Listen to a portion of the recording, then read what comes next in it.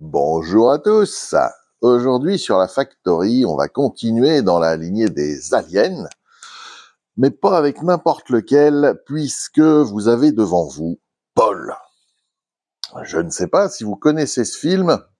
Si vous ne le connaissez pas, on pourra pas être copains. C'est tout. Voici un kit résine qui nous vient de chez Jimmy Flintstone. Il y a en fait 6 pièces sur ce kit.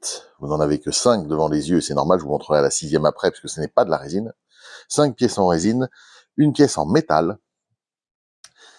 Donc ça nous vient d'outre-Atlantique, avec une finition sympa et une taille qui n'est pas ridicule, puisque il fait environ 25 cm de haut sans son socle.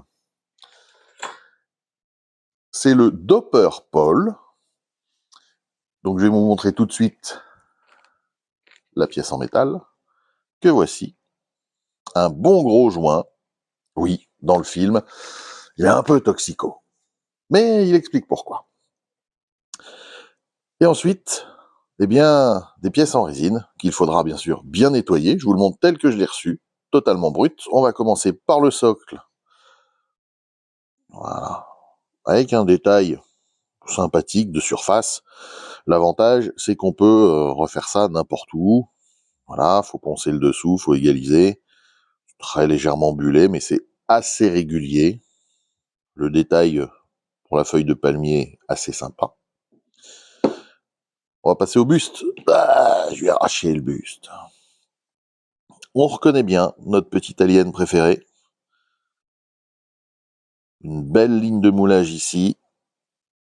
Un résidu de carotte de moulage ici. Une clé d'assemblage. On voit quelques détails des côtes. Voilà. Donc on a une bonne petite tête bien sympathique.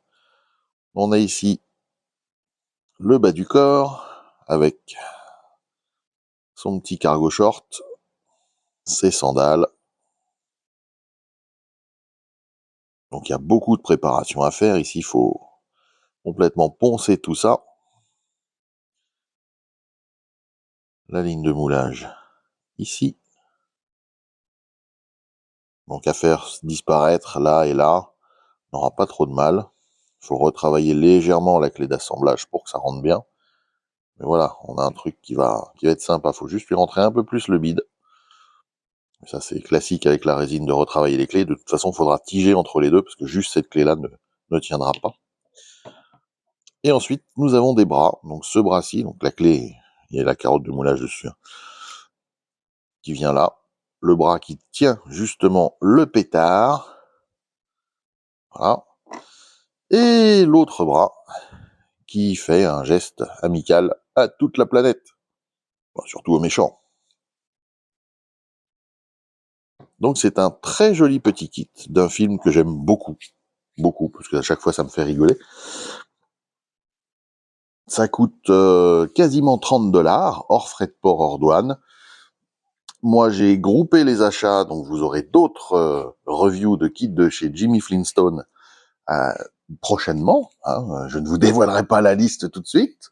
Sachez que ça reste dans un thème que j'ai déjà abordé sur la chaîne, même si c'était il y a longtemps, un an pour l'instant, peut-être même un peu plus.